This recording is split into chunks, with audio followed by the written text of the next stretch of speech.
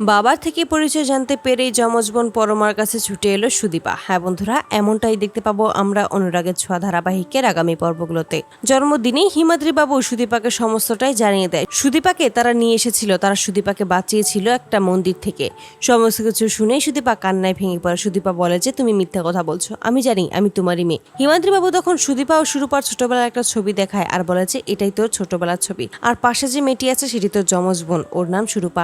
আমার স্ত্রীকে বাঁচানোর জন্যই তোকে ওর হাতে তুলে দিয়েছিলাম, তা না হলে আমি সেদিন ওকে বাঁচাতে পারতাম না, ওকে হারিয়ে ফেলতাম। সুদীপা তখন বলে ওঠে এই সমস্ত কিছুই মিথ্যে, আমি এই সমস্ত কিছুই বিশ্বাস করি না। হিমাদ্রি বাবু তখন সুদীপাকে সেই লকেট দেখায় আর বলে যে তোর বোন সুরূপার কাছেও এরকম একটা লকেটই রয়েছে। সুরূপা কোথায় আছে সেটা হিমাদ্রি বাবু জানিয়ে দেয়। অবশেষে বাবার থেকে নিজের পরিচয় জানতে পেরে যমজ বোন পরমার কাছে ছুটে আসে সুরূপা। তো বন্ধুরা, তোমরা এটাই তো চাও জন্য এভাবেই আসল পরিচয় জানতে পেরে পরমার কাছে যেন ছুটে আসে সুরূপা? কমেন্টে জানাও। আর নিয়মিত আপডেট পেতে আমাদের চ্যানেলটি এক্ষুনি সাবস্ক্রাইব করে পাশে থাকো। ধন্যবাদ।